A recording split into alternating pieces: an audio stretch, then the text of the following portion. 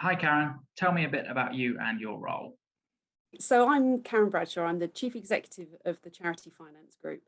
We passionately believe that at the heart of well-run charities is a sector that is financially confident, dynamic and trustworthy, and that financial management and leadership is at the heart of a well-functioning, impactful sector.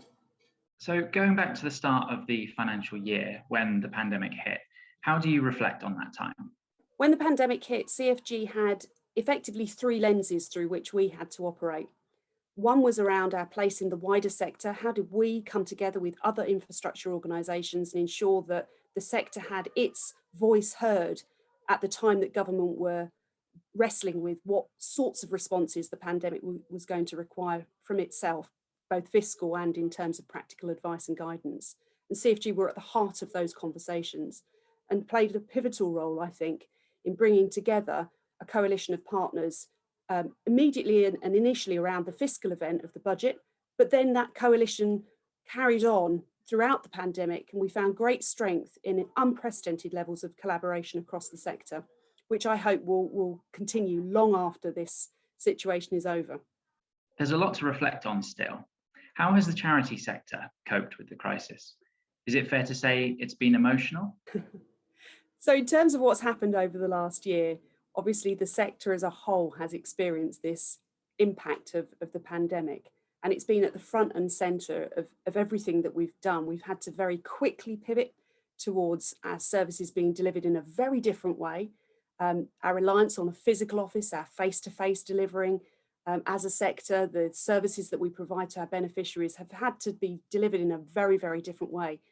And they've had to be delivered in a time of increased demand and at exactly the time that our income sources pretty much from all avenues have been cut off.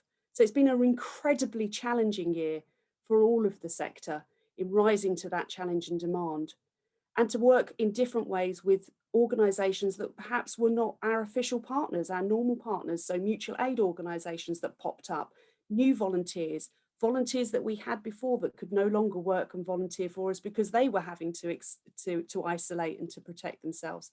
So it's been an incredibly challenging world for our sector, operationally, financially, emotionally, and as organisations that employ individuals too. You mentioned there are three lenses CFG was looking through. What was the second? The second lens that we had to think about was you as members. How do we provide you, our corporate members and our charity members, with the support and with the services and products that you would have expected outside of a pandemic, but also thinking about and recognising that you had particular needs during the pandemic? So how did we make sure that we dealt with the crisis, but also that life goes on and all of those other issues and challenges that you were facing? And then finally, in common with most of our members, CFG also had its own challenges around abandoning an office pretty much in the middle of March in 2020 and not coming back. I mean, for many of us, as you are, I'm sure, still working from home, still working sometimes in a hybrid manner. We're also having to deal with our own income challenges and dealing with the fact that a lot of our income is generated through face-to-face activities.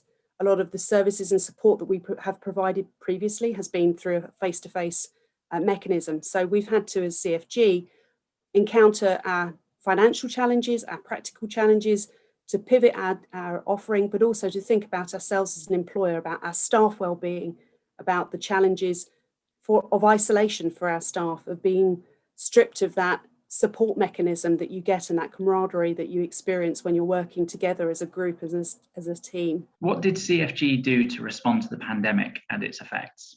We've had the practical challenges around having an office space, whether we had the technology available to practically carry on working as an organisation. And I think everyone has probably experienced a similar sort of set of challenges, whether to keep an office, whether to downsize an office, and those decisions are still yet to be made.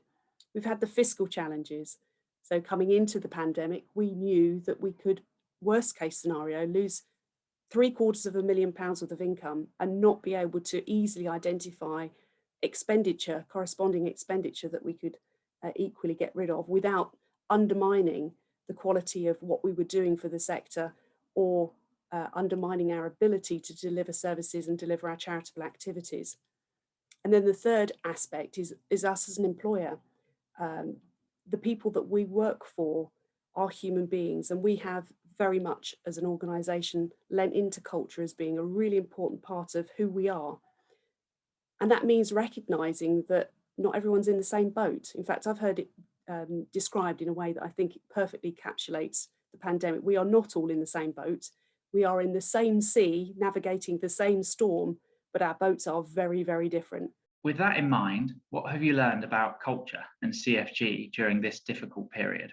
The culture of this organisation is very, very much about self-support, supporting each other, developing, working together.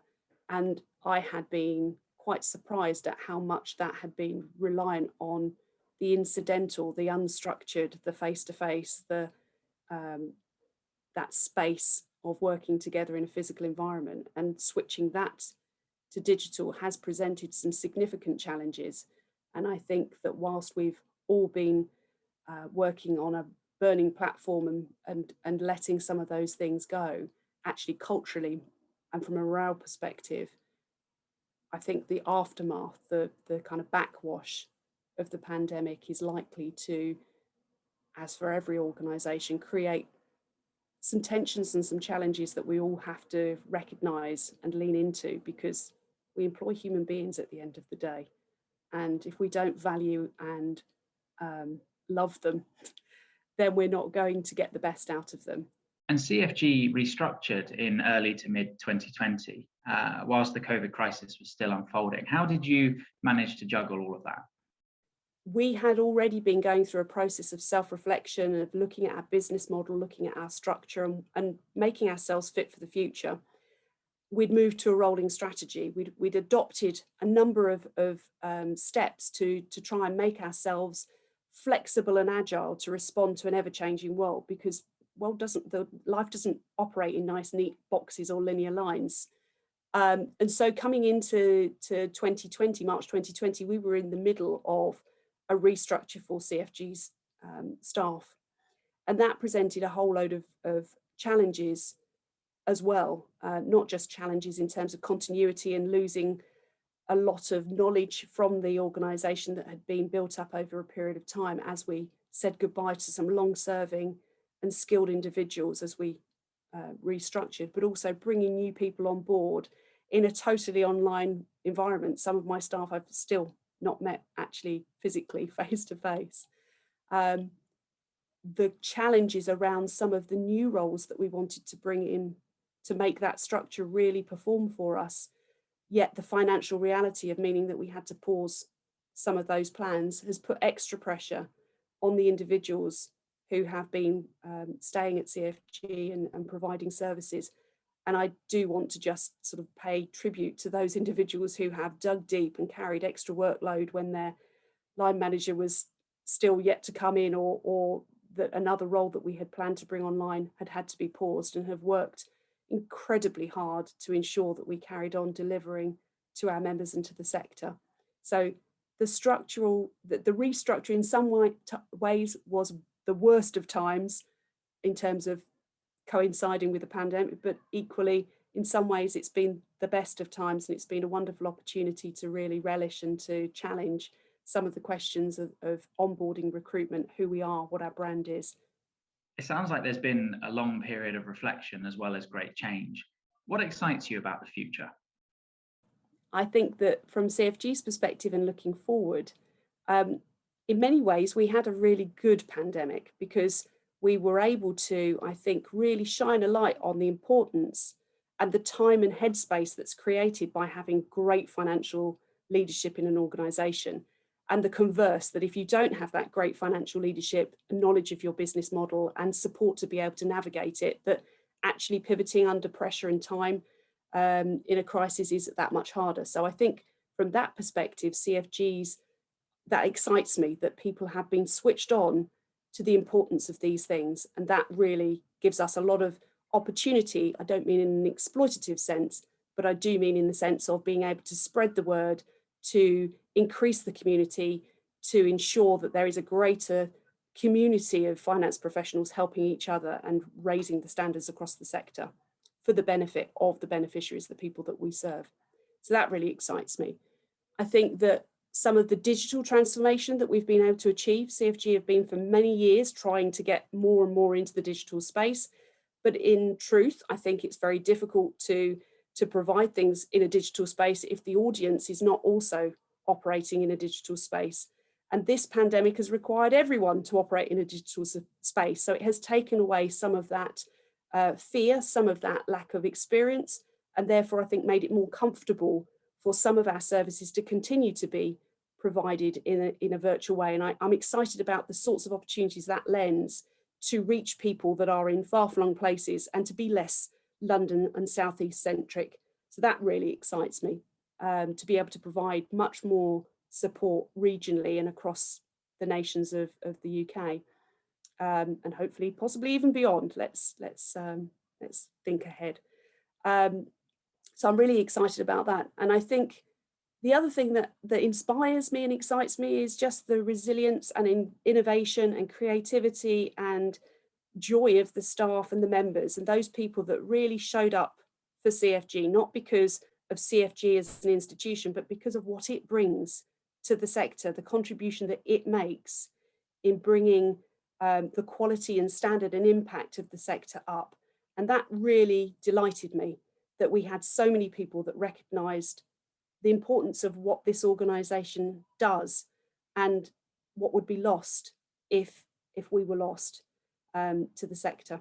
And do you have a wider message for the CFG community? I was extraordinarily impressed and proud of the efforts of our staff team and our trustees, our corporate supporters and our charity members. The way that we've all come together and carried on supporting CFG as an organisation has been extraordinary. And from the bottom of my heart, I would like to say thank you to all of those individuals and organisations that have stuck by us during this difficult and challenging time and helped us come through, but also have enabled us to deliver things in a very exciting and new way at pace and make those changes really quickly. Thank you. Thank you for sharing those thoughts with us, Caron. My pleasure, and thank you.